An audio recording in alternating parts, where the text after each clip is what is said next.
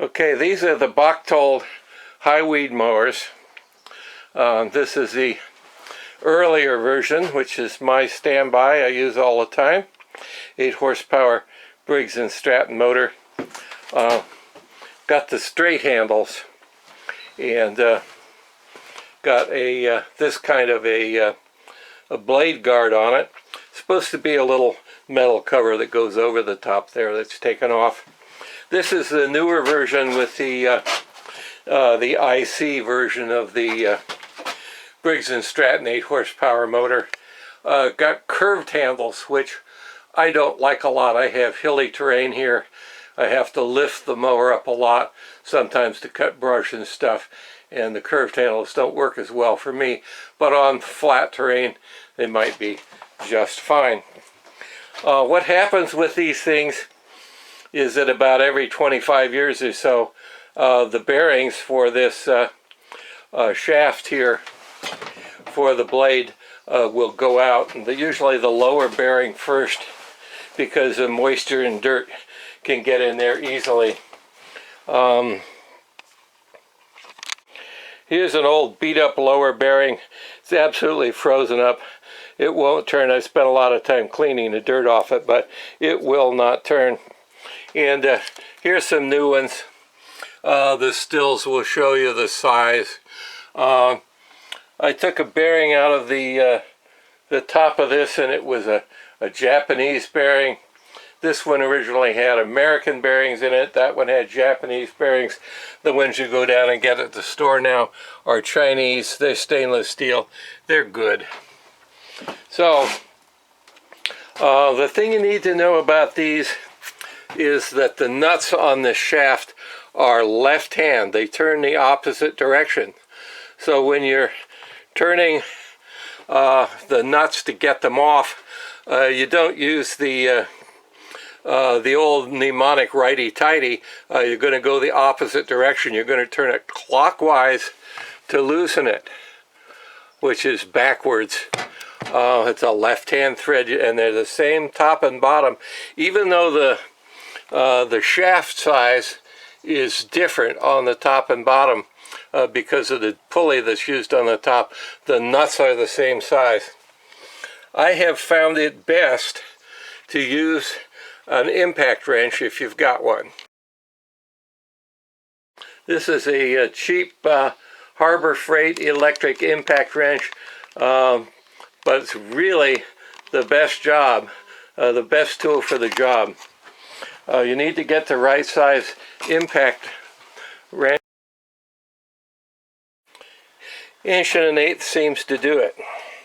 Now when you put this, when this comes apart, let's see where the parts.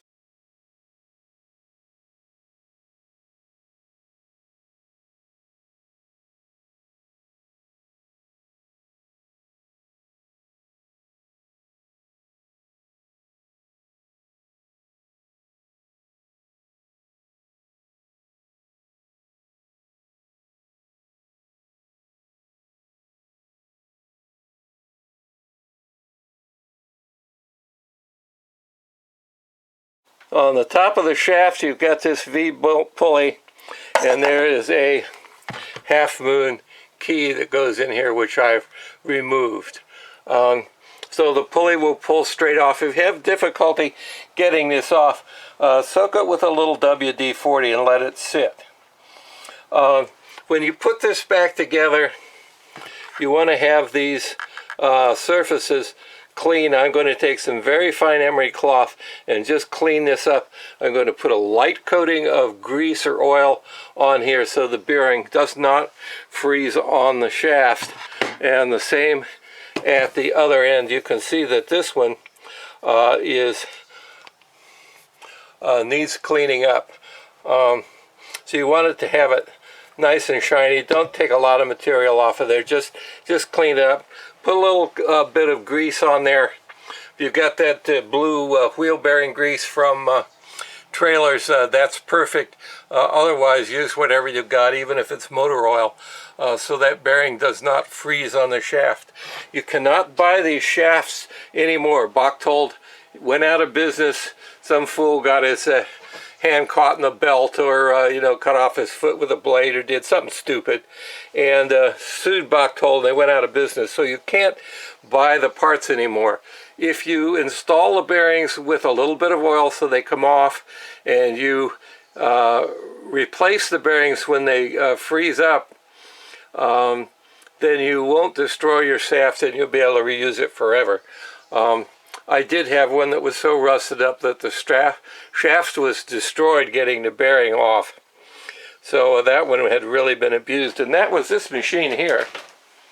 But 25 or 30 years ago, you could still get parts, and I was able to buy a new shaft. But you can't buy a new shaft anymore. So take care of the ones you have.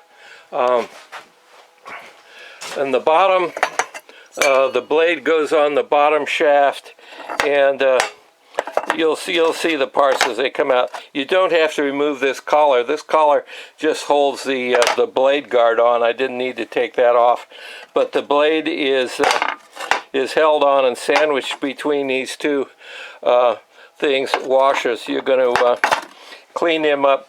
I'm going to pack the bottom of the bearing, around the bottom of the bearing, with that wheelbarrow grease, and above the top too, to try to keep moisture from getting in the bearing. They're supposed to be sealed bearings, but crud gets in them anyway. So I'm going to slather them with wheel bearing grease, at least on the bottom one, in an attempt to keep moisture and dirt out.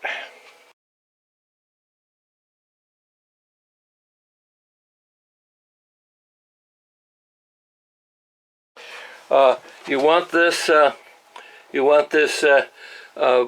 of the tube here where the bearing goes just to be clean.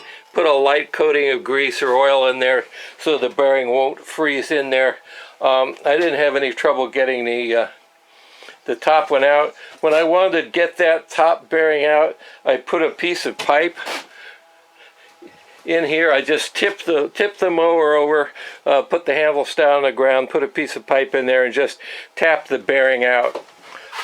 This other one was on the shaft, and I just found something solid to put behind the bearing. Run the nut up to the end here, so that if you beat on this, you're not mushrooming the end, and put the bearing against something solid, tap on it gently with a hammer, and the bearing should come free off the shaft.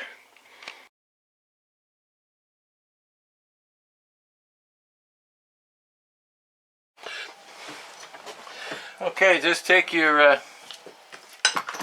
emery cloth or crocus cloth or whatever you call it, and put it on here and clean up these surfaces on the shaft, just so that the bearing is going to fit on there easily. And this one had just a little superficial rust, and I used some coarse stuff on this one because it wasn't coming off with the fine stuff. But I think the coarse stuff was 80, which is too much. 125 or 200 would have been about right, but I'm finishing up with 400, which is very fine, and gives a nice smooth bright surface. And just run it over these surfaces a little bit, just so that they're nice and clean. Then wipe it off with some solvent and a clean paper towel or something. Put a little film of grease is the best thing, waterproof grease, or if you haven't got that, then even some motor oil will work, just to keep that shaft from rusting up, and keep the bearing from rusting on there. What you're trying to do is prevent the bearing from rusting onto the shaft. It's going to be a long time before you come and replace this bearing again. 25 years or more. 25, 30 years. Pretty good chance you'll get that kind of life out of the bearing if you give it any kind of care at all. So, drop my nut here. Well, anyway, we'll find it.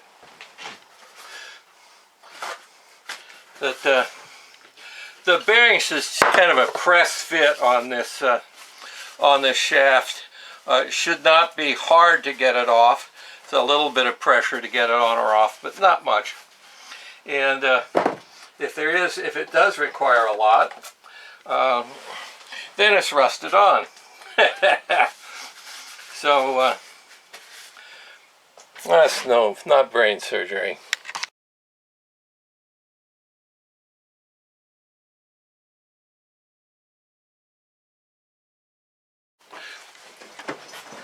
Okay, this is blue boat trailer wheel bearing grease, the blue stuff, and it's pretty waterproof, and it's a good thing for this application.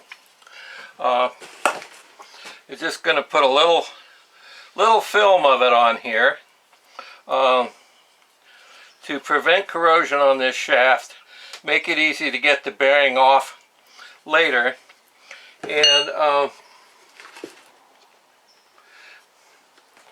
hopefully prevent moisture from working its way in here and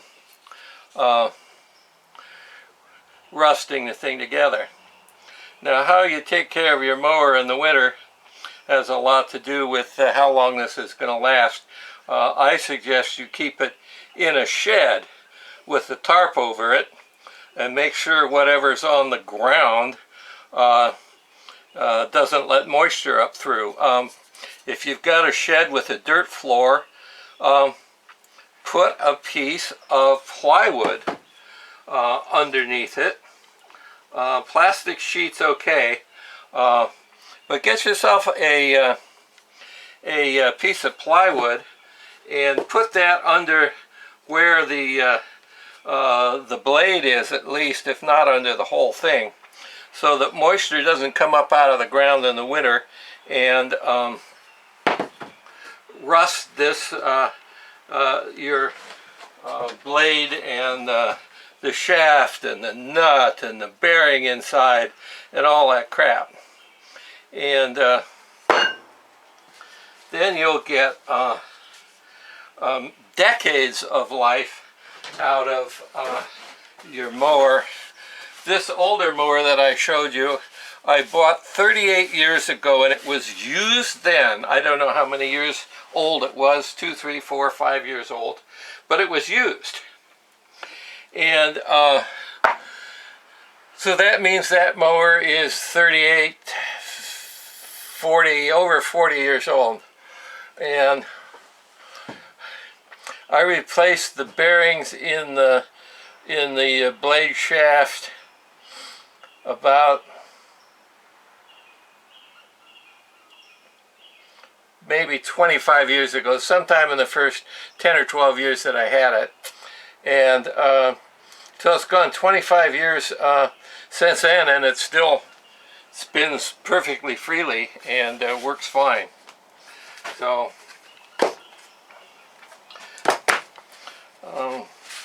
but I do keep it in a shed in the wintertime when it's wet. I don't leave it out in the rain. Keep a dry floor underneath it and keep the tarp over it. And I pull it out in the springtime, and it starts, I pull it through twice to prime it, and pull it, and it starts right up. So there you go. So that's that. I don't know if you can see this shaft or not, but I've got a little dollop of that grease on the surfaces where the bearing goes and where the blade and the collar goes, and on the threads. This one was a real bitch to get apart because somebody had put Loctite on the threads on the blade end. You do not need Loctite. You don't need it. It took me half an hour to get it apart with the what do you call it, impact wrench, and the top one just came right off, and they should just come right off. It's a left-handed thread. It tends to lock as the blade turns. If you tighten it good when you put it together, you don't need Loctite. give this bearing race in here a little slather of this waterproof wheel bearing grease, just like you would a trailer, just to keep the moisture from getting in there and welding the two things together, and hopefully to keep moisture from coming down in past the bearing and going down on the tube and getting on top of the lower bearing, because the lower bearing is the one that goes out there first, and it's because moisture gets in there. Okay, just lay this bearing on the top here square and see if you can push it down with your hand. If you can't, get a little piece of wood and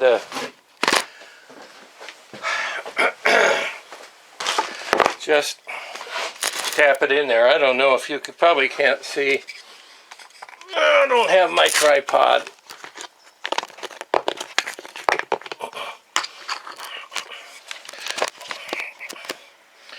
And put a piece of wood on top of the bearing and just tap it in there square.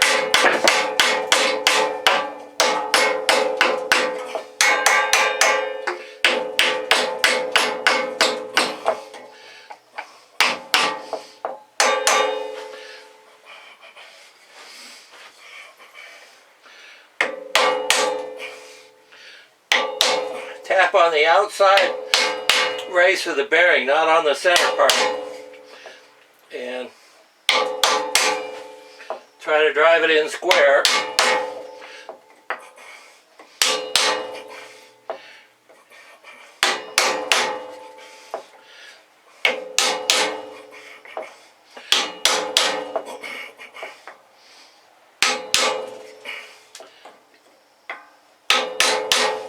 There's a little, I should be using my ball peen hammer.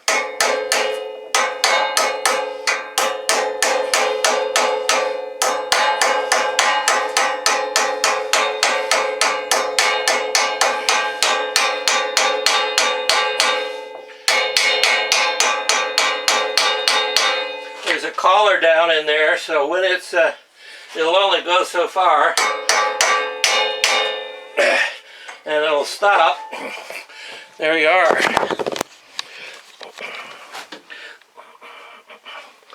So there's your new bearing in there. And then just take this thing and flip it over on its back like that. Won't hurt it a bit. I've already put a bunch of grease in there.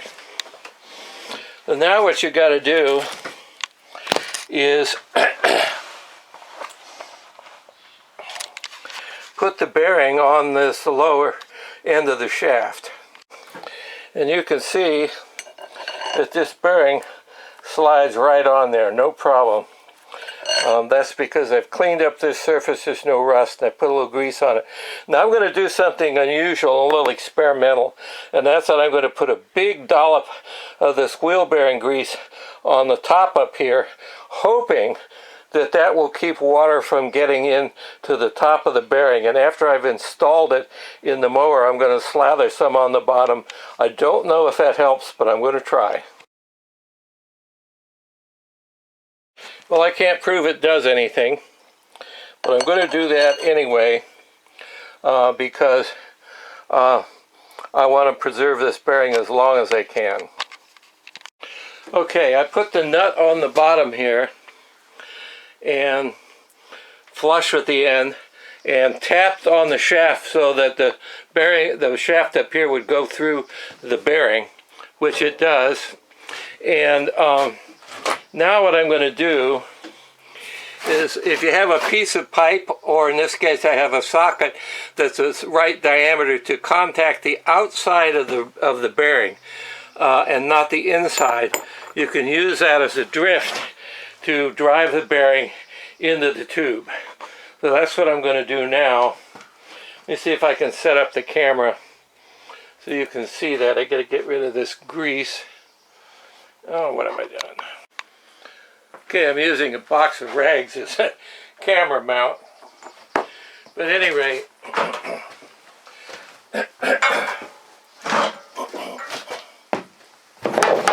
Just get your bearing square with the tube. My hands are a little covered with grease. Get your drift and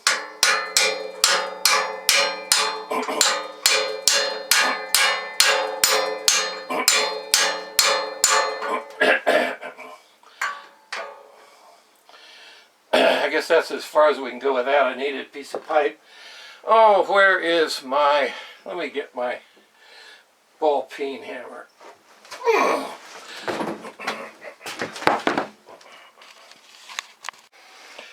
Okay. So, I'm just going to work your way around the edge here.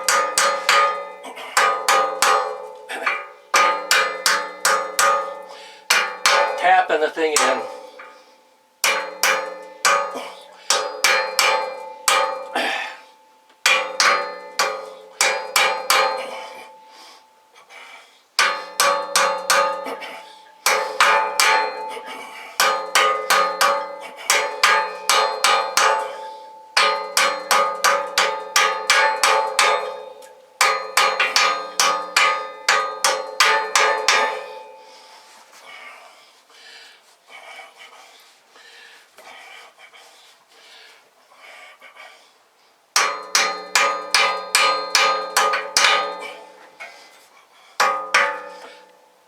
Okay, so it should be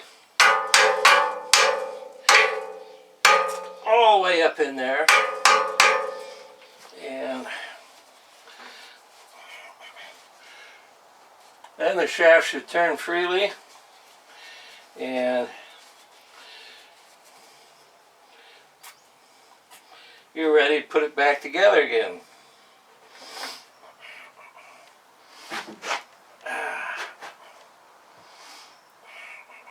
Don't forget to put this collar back on the top. Well, you got the blade out. Either get a good hand file or a bench grinder and put a good, clean, sharp edge on here. There's this blade will cut both ways in either direction. Grind it down, file it down so it's good and sharp, and then you'll have a machine that cuts very easily. It's a world of difference between how these cut with a sharp blade and how they cut with a dull blade, and it's so much easier to do everything if you keep that blade sharp. And you know, use it on a bench grinder while it's out and it's easy, and then touch it up with a hand file while you're using it periodically.